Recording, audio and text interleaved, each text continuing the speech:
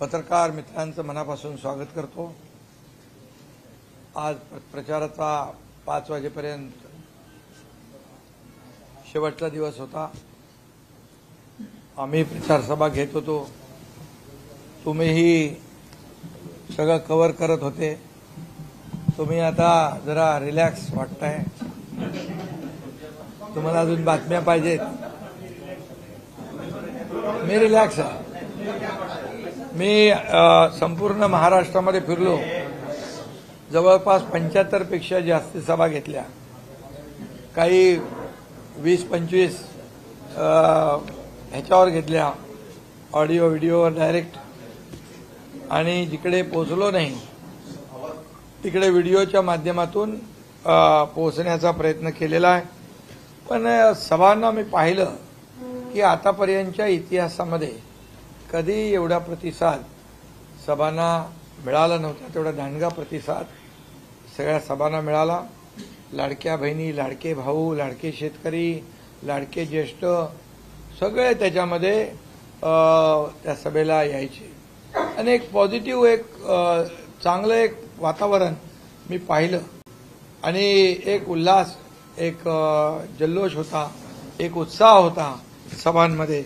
आणि त्यामुळे सरकारने जी 2-2.25 वर्षामध्ये केलेली कामं जी आम्ही लोकांच्या समोर मांडत होतो, आणि 2.5 वर्षात महाविकास आघाडी सरकारने जे काही काम केलं, जो विरोध केला, ज्या प्रकल्पांना स्टे दिला, ज्या प्रकल्पांमध्ये स्पीड ब्रेकर टाकला, म्हणजे उदाहरणार्थ मुंबईतले प्रकल्प आपण पाहतोय, कोस्टल आहे, MTHL आहे, म्हणजे अटल सेतू आहे, मेट्रो 3 आहे, मेट्रोचे प्रकल्प आहेत, कारशेड आहे, त्याचबरोबर जलयुक्त शिवार योजना आहे, मराठवाडा वॉटर ग्रीड आहे, जलसिंचनाचे प्रकल्प आहेत, असे अनेक, समृद्धी महामार्ग आहे, अशा अनेक प्रकल्पांना खो घालण्याचं काम महाविकास आघाडीने केलं।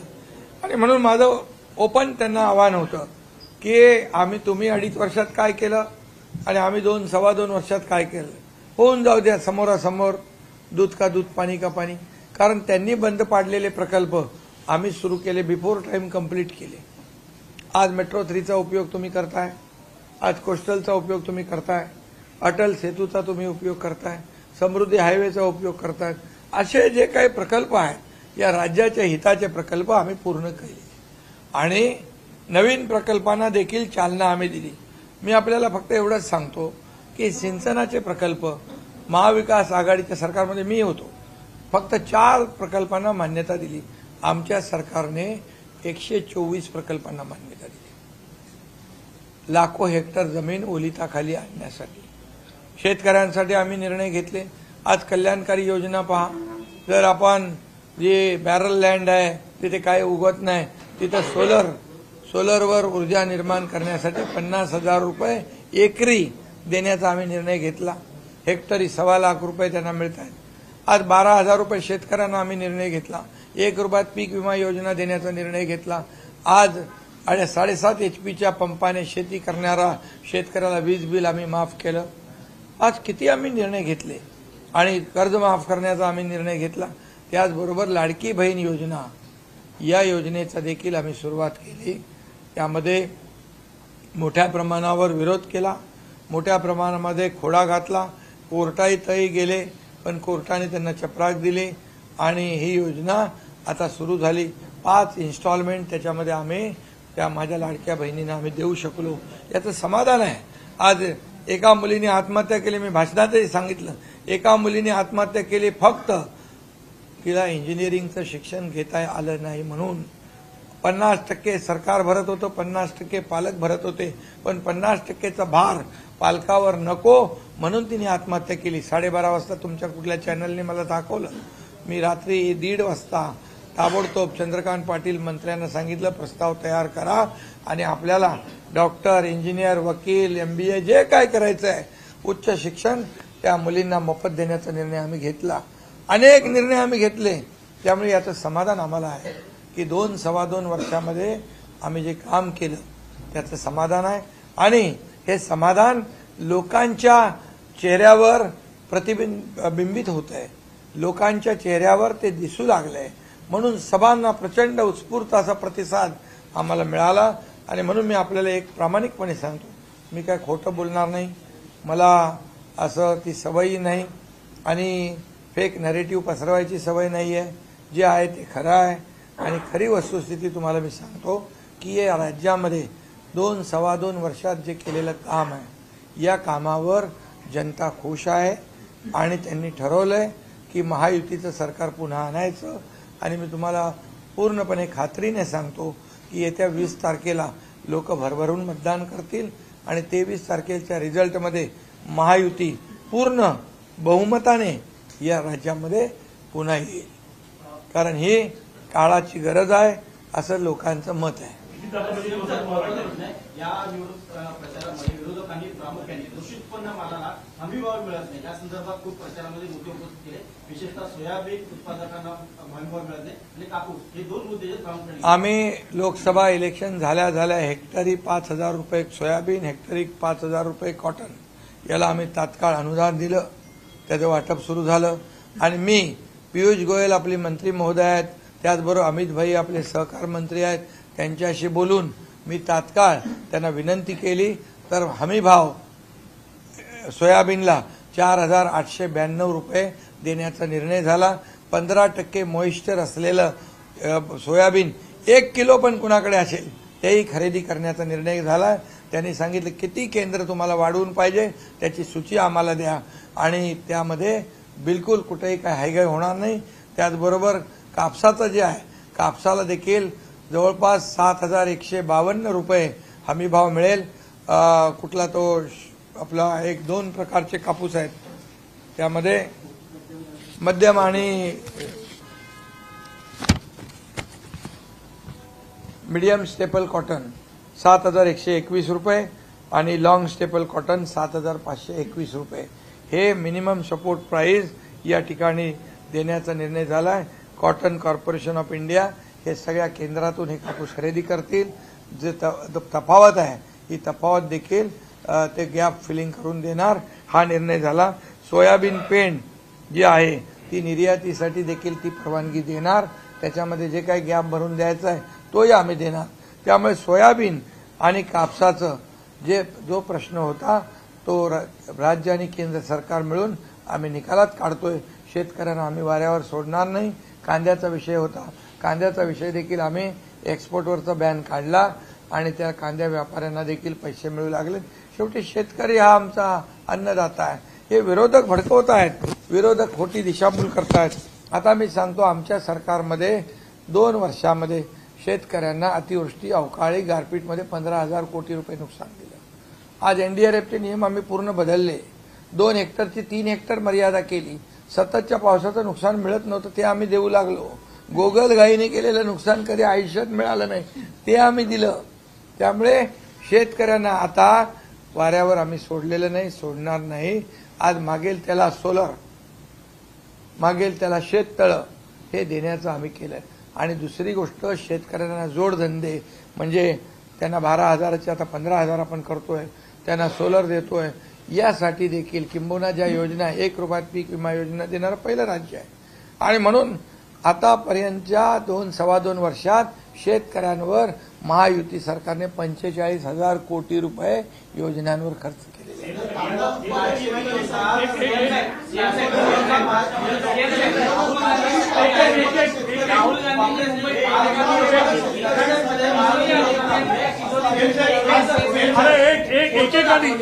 वैभव अदानींचा एक फोटो होता आणि दुसरीकडे धारावीच्या पुनर्विकासाचा एक फोटो होता.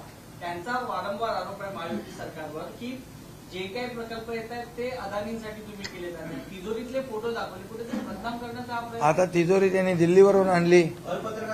आता हे महाराष्ट्र लुटायला इथल्या तिजोऱ्या कमी पडल्या.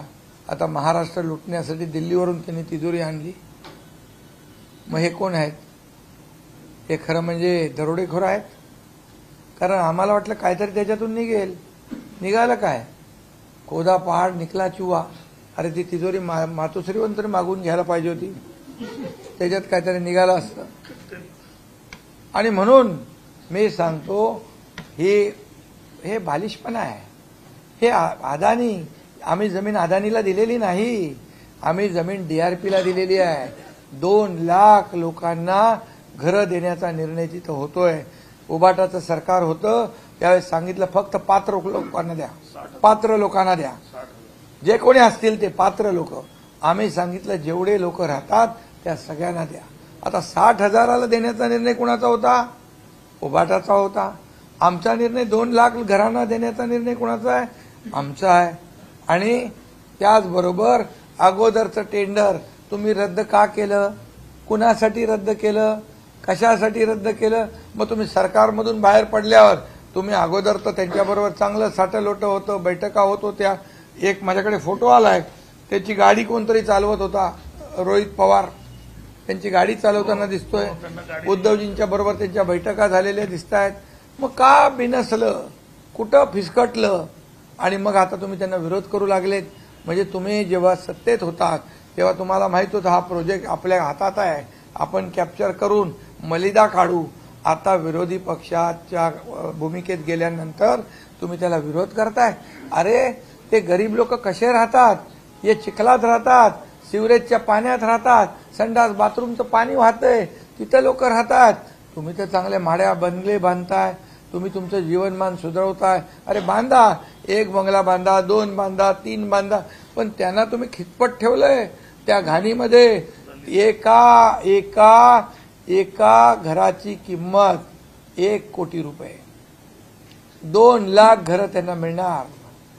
2 लाख घरं, 2 लाख कोटीची घरं त्या आपल्या धारावीवाल्यांना जर मिळाली तर तुमच्या काय पोटात दुखतंय? का त्यांना गरीबाला गरीबच ठेवायचं? गरिबी हटाव म्हणणाऱ्यांना गरिबी हटली नाही, गरीब हटला. आणि म्हणून माझं आव्हान आहे की धारावीकरांनी कुणाच्याही राजकारणाला बळी पडू नये. त्यांनी स्वतःचा फायदा कशात आहे ते बघायला पाहिजे. आणि म्हणून आम्ही पूर्ण निर्णय घेतलाय डीआरपीच्या बाजूने. डीआरपी म्हणजे गव्हर्नमेंट कंपनी, नो अडानी. आणि म्हणून जे ते म्हणतात टीडीआर मध्ये पण आम्ही कॅपिंग टाकलंय. तुम्ही एवढ्याच याच्यामध्ये तुम्ही घेऊ शकता, एवढ्याच रेटमध्ये, म्हणजे रेडी रेकनरच्या यापेक्षा तुम्ही जास्त दर घेऊ शकत नाही. हे कॅप आम्ही टाकलंय. आणि जे लोक मुंबईमध्ये इतर ठिकाणी ज्यांना घरं मिळतील त्यांना देखील मालकी हक्काने देण्याचा निर्णय आम्ही घेतलाय. ही जमीन जी देतोय अदानीला नाही, डीआरपीला देतोय. आणि म्हणून आशिया खंडातली सगळ्यात मोठी झोपडपट्टी जर पुनर्विकास झाला तर या राज्याचं नाव मोठं होणार आहे. ते 2 लाख लोक दुआ देतील. का शाप घेताय? आणि म्हणून एक दिवस हे धारावीकर तुमच्या विरोधामध्ये आंदोलन केल्याशिवाय राहणार नाही. जेव्हा त्यांना कळेल हे तुम्ही का सगळं लढवताय, का भांडवताय, स्वतःच्या पैशासाठी, स्वतःच्या स्वार्थासाठी, स्वतःच्या सेटिंगसाठी.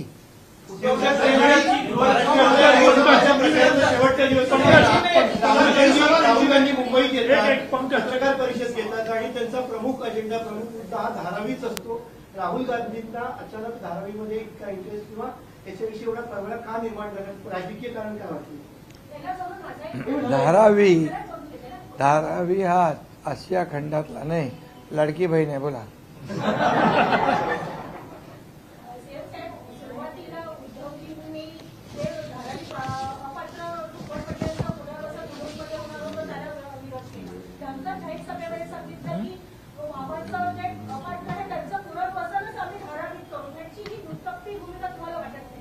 काय हा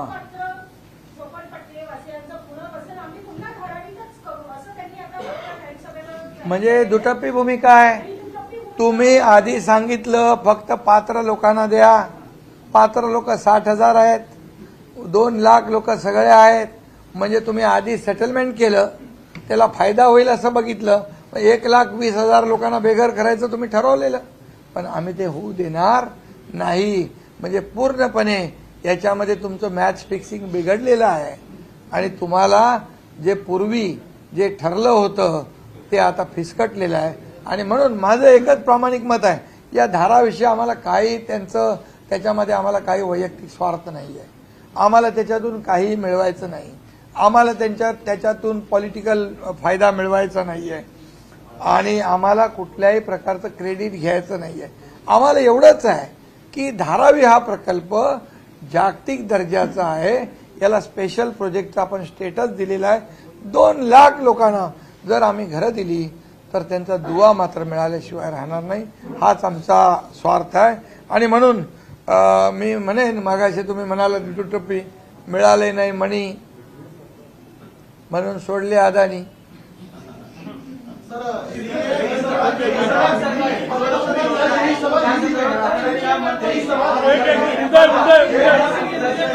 हिंदी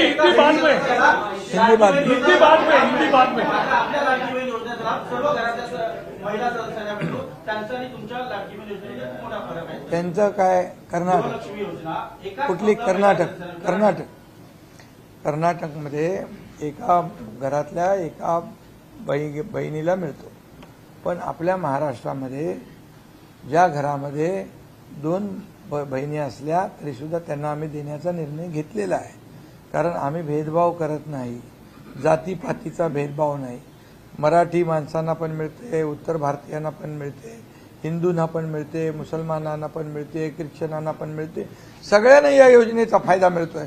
आम्ही काय त्याच्यामध्ये बदल केलाय का? कारण आमची योजना जी आहे ही सर्वसमावेशक आहे. माझ्या लाडक्या बहिणींच्या जीवनामध्ये आधार निर्माण करण्यासाठी आम्ही निर्माण केलेलं आहे. मी देखील एक सर्वसामान्य परिवारातला, शेतकरी परिवारातला मी मुलगा आहे. सर्वसामान्य कुटुंब कसं चालतं हे मी माझ्या आईकडून पाहिलं आहे. माझ्या आईने बघितलं आहे, गरिबी बघितली आहे. माझी पत्नी पण सुटली नाही त्याच्यातून. आणि म्हणून मी जेव्हा मला अधिकार प्राप्त झाले तेव्हा मी ठरवलं, माझ्या दोन्ही उपमुख्यमंत्र्यांना घेऊन आम्ही ही योजना सुरू केली. विरोधकांना वाटलं नव्हतं की एवढ्या लवकर पैसे खात्यात येतील, पण आम्ही सगळं प्लॅनिंग व्यवस्थित केलं. कारण आमची नियत साफ आहे, आमची नियत देण्याची आहे, आमची देण्याची वृत्ती आहे, घेण्याची नाही. ही देना बँक आहे, लेना बँक नाही. आणि म्हणून अरे त्यांना जाऊ दे रे, काय बोलतं, दिलं काय त्यांनी, काय दिलंय बोलायला. आणि म्हणून तुम्हाला सांगतो आम्ही देणारे आहोत. 5 हप्ते दिले, 5 हप्ते लक्षात ठेवा. आणि हे नोव्हेंबरचा पण हप्त्याला विरोध करणार होते ते आचारसंहिता म्हणून आम्ही पण डोकं लावलं. आम्ही ऑक्टोबरमध्येच नोव्हेंबरचे पैसे दिले. आणि 20 तारखेला जेव्हा मतदान होईल, आचारसंहिता शिथिल होईल, तेव्हा ताबडतोब डिसेंबरचा पण हप्ता आम्ही देणार.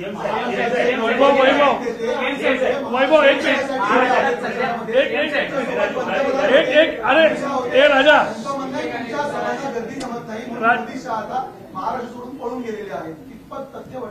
अरे बाबा, ही जनता जनार्दन. आणि तुम्ही पत्रकार साक्षीदार आहे ना, तुम्ही पत्रकार साक्षीदार आहेत ना. तुमच्या प्रतिनिधींना विचारा ना, यांच्या सभा कुठल्या कोपऱ्यात घेतात, कुठल्या हॉलमध्ये घेतात, कुठला असा बोर्ड बघतात, किती मार्केटचे लोक असतात, रहदारी. अरे आमच्या सभा बघा, लोकांचं एक्सप्रेशन बघा, चेहरे बघा लोकांचे, माझ्या लाडक्या बहिणींचे, भावांचे. उमड पडते एकदम गर्दी. लोक बघत असतात कधी लाडका भाऊ येतोय, कधी आम्ही त्याला भेटतोय, कधी त्याच्या हातात राखी बांधतोय, कधी त्याला ओवाळतोय. हे बघा ना तुम्ही. वैभव तुमचं सरकार येणार, तुमचं सरकार येणार,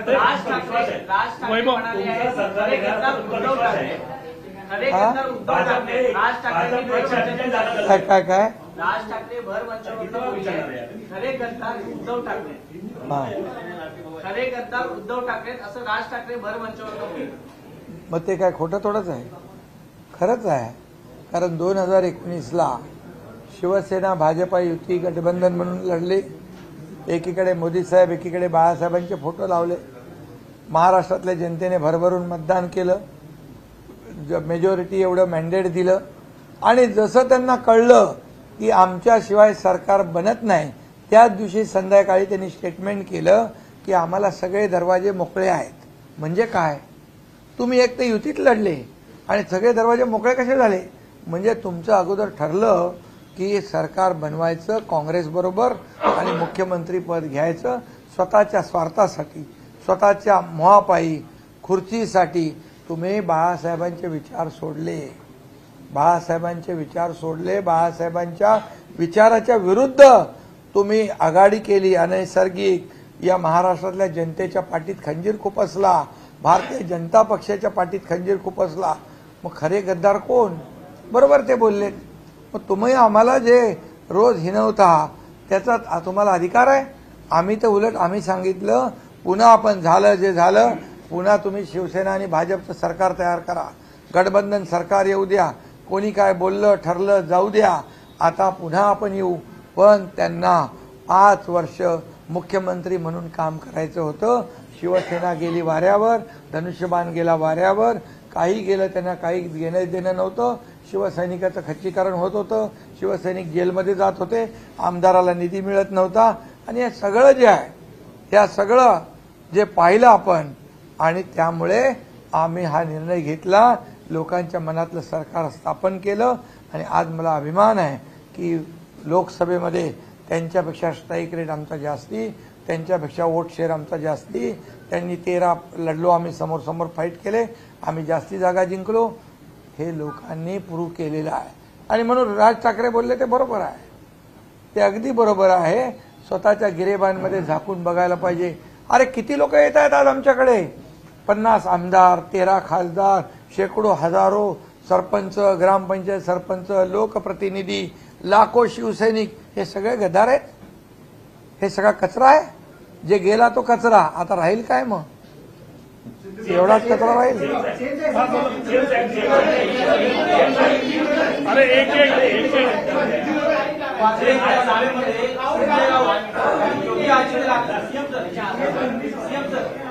वांद्रे येत्या कालच्या सभेमध्ये संजय राऊत भगवी वस्त्र घालून येणारा जोकर असं वेगळ्या अधिकाऱ्याने त्यांचा उल्लेख केला. हा तमाम साधू संतांचा अपमान आहे.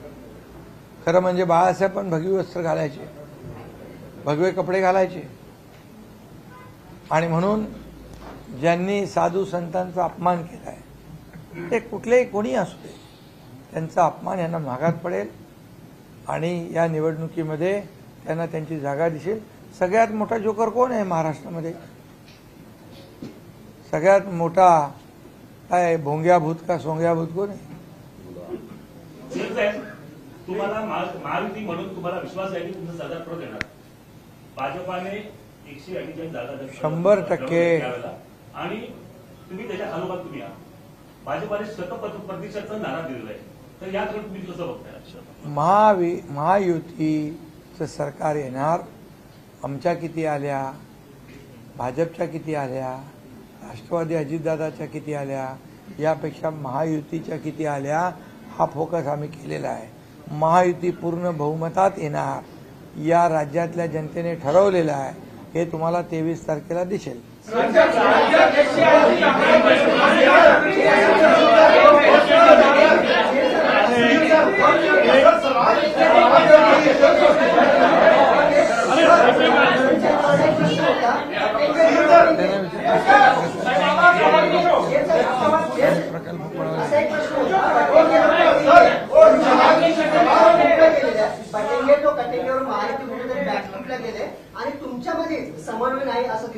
कोण बॅकफुटला गेलंय? काय झालंय? तुम्ही सगळे आखाडे बांधता.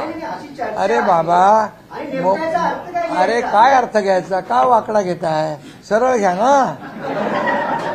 अरे बाबा, जर मोदीजी म्हणाले एक है तो सेफ है, का एक होऊ नये? एक होऊन मतदान करू नये? तुम्ही निवडणूक आयोग म्हणतो मतदान करा, पर्सेंटेज वाढवा, सगळं वाढवा. मग काय झालं? एक होऊन मतदान करा. या राज्याला, या देशाला सुरक्षित ठेवायचं असेल तर आपली एकजूट पाहिजे. आता आपल्याच राज्यातले नेते काँग्रेसचे विदेशात जाऊन आपल्या लोकांची बदनामी करतायत, पाकिस्तानची बोली बोलू लागलेत. आणि मग आज 370 कलम हटवा म्हणून बोलू लागलेत. म्हणून आपल्याला एक होणं गरजेचं आहे. म्हणून मोदीजी म्हणालेत, त्यांनी काय असा धर्माचा विचार केला का? महाविकास आघाडीने फेक नरेटिव्ह केलं तसं त्यांनी पसरवलंय का? या धर्माने एकत्र या धर्माच्या विरुद्ध हे करा. आणि म्हणून मी आपल्याला एवढंच सांगतो, आप बोल रहे हैं कि बार-बार एमपी में स्पीड ब्रेकर लगाए, विरोध किया, कितने आपके पास कुछ लिस्ट है क्या? ये देखिए मैं बताता हूँ. स्पीड ब्रेकर माझ्याकडे रेडी आहे. हे बघा, ये स्पीड ब्रेकर आहे, हे स्पीड ब्रेकर आहे, हा स्पीड ब्रेकर आहे. याच्यामध्ये तुम्हाला मी सांगतो 8,89,105 कोटीचं म्हणजे 9 लाख कोटी कामांना स्पीड ब्रेकर टाकलेला आहे. Mumbai Ahmedabad Jaitapur power project, Barsu refinery, Vadhavan port, Dharavi redevelopment, Gargai dam, Mumbai central public park आणि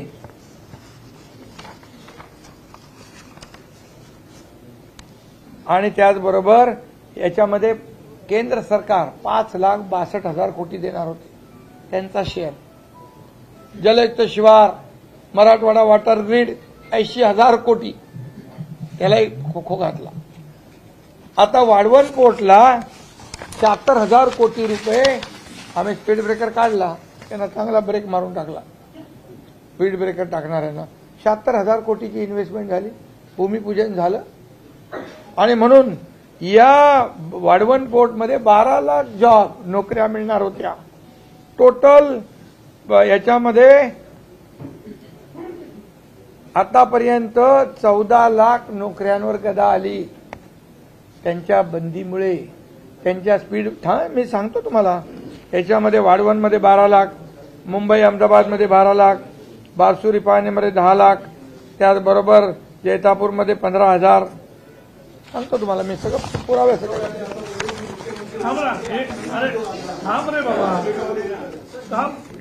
मुंबई मेट्रो 14,000 कोटी रुपये लॉस झाला, 14,000 कोटी वाढले.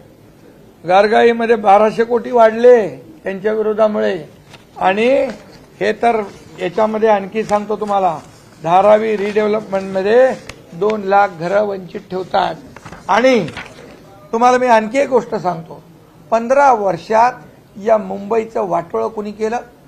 खड्ड्यामधून प्रवास करायला कोणाला लावला? तुमच्या पत्रकार लोकांना पण जेलमध्ये टाकलं ना, खड्ड्यामध्ये खड्ड्यावर गाणं बनवलं, टाकले ना त्यांना.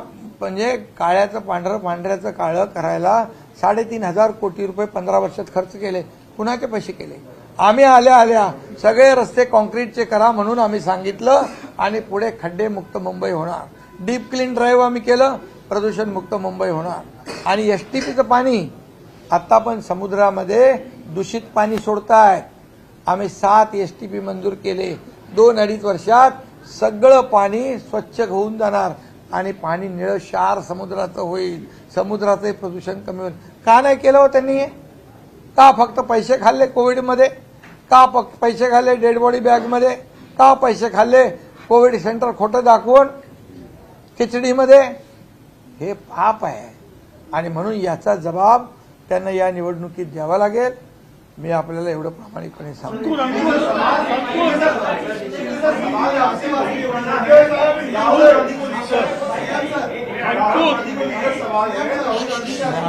नाव घेतो आपलं नाव घे लावू नका म्हणून बोलतो ना तो.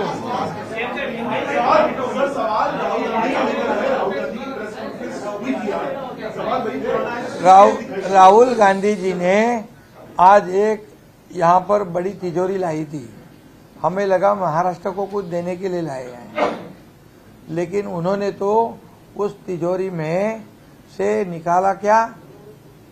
अदानी का फोटो निकाला.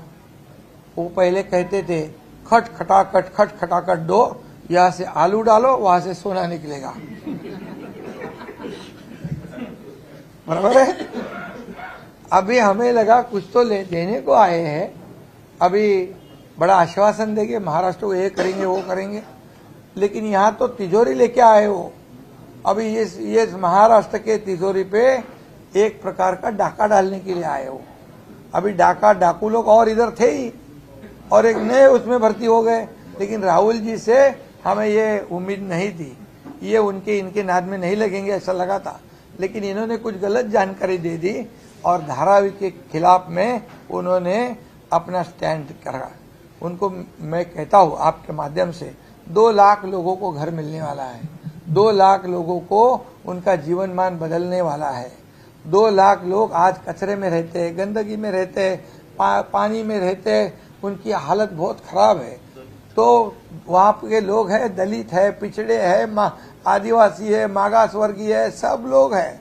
तो उनको अगर न्याय दिलाना है तो राहुल जी ने इसका बराबर जानकारी लेना चाहिए।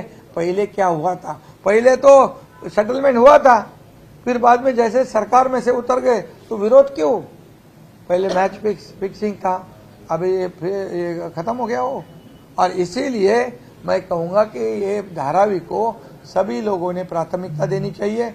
ये आसिया का सबसे बड़ा नंबर 1 प्रोजेक्ट है, ये स्पेशल स्टेटस दिया हुआ है। और धारावी के लोगों को मैं अपील करूंगा कि राजनीतिक लोगों को बाजू में रखो, आपका फायदा किसमें है वो देखो। हमारे को उससे कोई लेना देना नहीं है, हमें कोई क्रेडिट लेना नहीं है। हमें सिर्फ 2 लाख लोगों को, एक घर 1 करोड़ का, 2 लाख करोड़ के घर लोगों को मिलेंगे। अदानी, नरेंद्र मोदी और अमित शाह ये एक है, बाकी मुंबई और महाराष्ट्र अलग है। एक है इसलिए अदानी, मोदी और इसलिए ऐसा राहुल गांधी स्ट्रेट फॉरवर्ड बोला है। मुंबई की जमीनें अदानी को। अरे भाई मेरे पास फोटो है कुछ, अदानी जी की गाड़ी चलाते वक्त लोग, उनके ही लोग, अभी वो क्या कर रहे थे? ये सब मिली भगत है, हमारे से कुछ लेना देना नहीं है। हम एक ही बात जानते हैं। राहुल जी को मैं फिर एक बार आपके माध्यम से कहता हूं कि ये धारावी की पूरा असलियत जानो। जो जनता, गरीब जनता है, आपको दुआ दिए बिना नहीं रहेगी।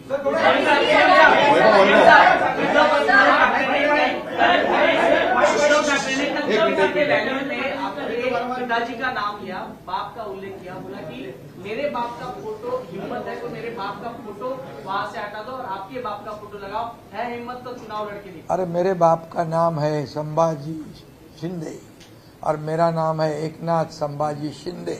मैं मेरे माँ का भी नाम लगाता हूँ।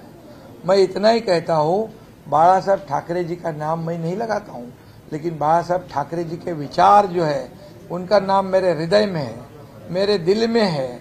मैं इतना ही कहता हूँ, वो लोक नेता है, वो महापुरुष है।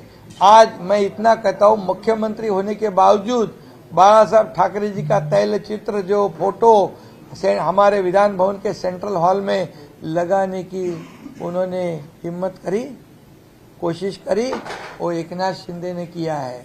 हिंदू हृदय सम्राट बाला साहेब ठाकरे जी के नाम समृद्धि हाईवे को देने की हिम्मत की, वो एकनाथ शिंदे ने दिया है। मैं इतना कहता हूँ कि वो तो उनकी तो प्रॉपर्टी है, हमने तो उनको प्रॉपर्टी उनकी दे दी। हमारे पास बैंक के खाते के पैसे भी मांगने आए 50 करोड़, हम बोले इनको तुरंत दे दो, इनको बाला साहब नहीं चाहिए, पैसे चाहिए, वो पैसे हम दे दिए। अभी मैं इतना कहता हूँ कि उनको तो बाला साहब ठाकरे जी का नाम लेने का अधिकार है कि नहीं, इसका भी संशोधन करना पड़ेगा, क्योंकि 2019 में उन्होंने ये अधिकार गवा दिया है। क्योंकि बाला साहब ठाकरे जी ने कहा था ये कांग्रेस के साथ नहीं जाना, ये कांग्रेस हम दुश्मन है, लेकिन वो उन्हीं के साथ गए। इसलिए मैं तो कहूंगा बाला साहब ठाकरे जी तो लोक नेता है, हमारे महाराष्ट्र के वो बाप है, महाराष्ट्र के देव, हम भगवान मानते थे उनको। तो लेकिन मैं इतना ही कहूंगा, उनको उन्होंने बाला साहब, उनका नाम जो है वो खुद के नाम से उद्धव बाला साहब ठाकरे, वो 5 अक्षर अगर बाजू करेंगे तो उनकी क्या हालत होगी महाराष्ट्र में, ये जरा उन्होंने सोचना चाहिए। हम तो कार्यकर्ता है।